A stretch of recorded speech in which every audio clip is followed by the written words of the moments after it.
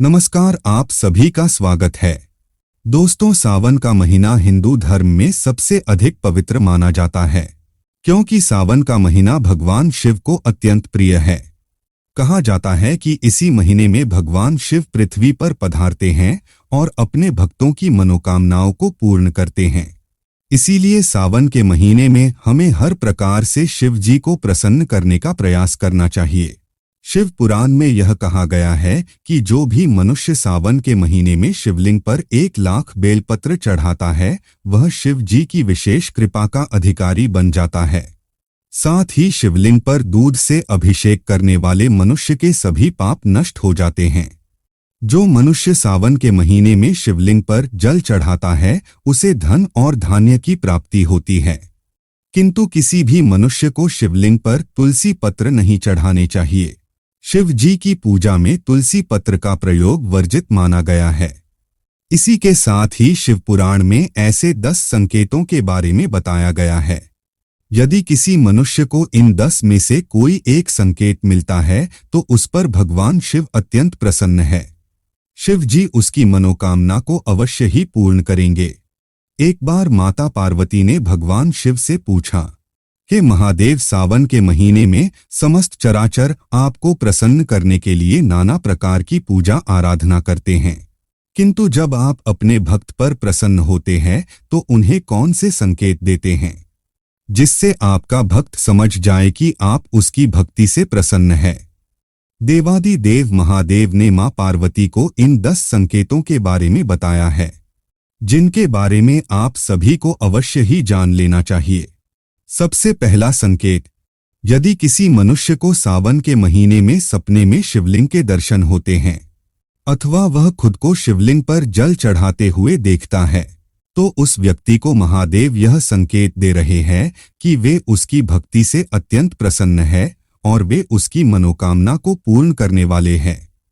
दूसरा संकेत, सफेद नंदी के दर्शन।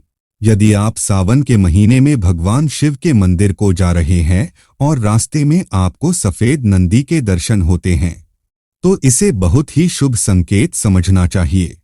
यह संकेत है कि आने वाले समय में आपके साथ कुछ बहुत ही अच्छा होने वाला है। आपको कोई बड़ी खुशखबरी भी मिल सकती है।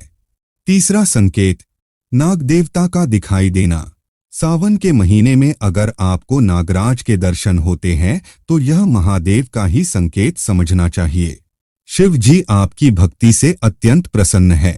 सावन के महीने में सपने में भी नाग के दर्शन होना बहुत ही शुभ माना जाता है। आपको जल्दी ही कहीं से धन की प्राप्ति हो सकती है।